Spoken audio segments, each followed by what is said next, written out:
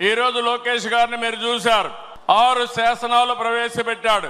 నేను మనస్ఫూర్తిగా అభినందిస్తున్నా. మామూలుగా పోయే ఈ మహానాడిని ఒక నూతనమైన దిశలో తీసుకెళ్లాలని 6 శాసనాలు ప్రవేశపెట్టాడు. అలాంటి లోకేష్ కూడా మీరు చూస్తే బాగా చదువుకున్నాడు.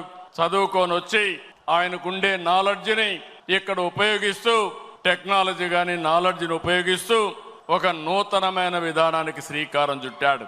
ఇంకో పక్కన రామ్మోహన్ నాయుడు చూస్తున్నారు మీరు. అతి చిన్న వయసులో కేంద్రంలో మంత్రిగా ఉండే వ్యక్తి రామ్మోహన్ నాయుడు అని చెప్పి నేను మీకు తెలియజేస్తున్నా.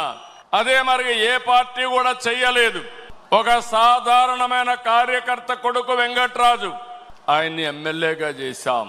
ఒక సాధారణమైన కార్యకర్త అప్పలనాయుడు ఒక ఎంపీగా చేశాం.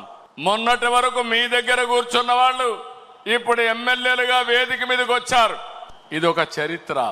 అంటే ఈ రోజు మనం ఇక్కడికి వచ్చామంటే మనందరి మీద బాధ్యత పెరిగిందని చెప్పి కూడా నేను మీకు తెలియజేస్తున్నా. తెలుగుదేశం పార్టీ కొత్త తరహా అడ్మినిస్ట్రేషన్ కూడా శ్రీకారం చుట్టాం. ఒకప్పుడు పార్టీ గ్రామ శాఖ, మండల శాఖ, జిల్లా శాఖ, రాష్ట్ర శాఖ ఉంటే కొత్తగా ఎన్నికల్లో ప్రాధాన్యత ఇవ్వడానికి, బాధ్యత ఇవ్వడానికి క్లస్టర్, యూనిట్, బూత్, కేఎస్ఎస్ తీసుకొచ్చాం. ఎప్పటికప్పుడు ప్రజాభిప్రాయాన్ని తీసుకుంటున్నాం. ప్రజాభిప్రాయాన్ని తీసుకుని కార్యకర్తలు, ప్రజలు ఎవరిని మెచ్చితే వారికి పదవులు అప్పచెప్తున్నాం. ఇలాంటి కార్యక్రమాలతో మనం ముందుకు పోతున్నాం. నేను ఈ మహానాడులో మీ అందరికీ విజ్ఞప్తి చేస్తున్నా.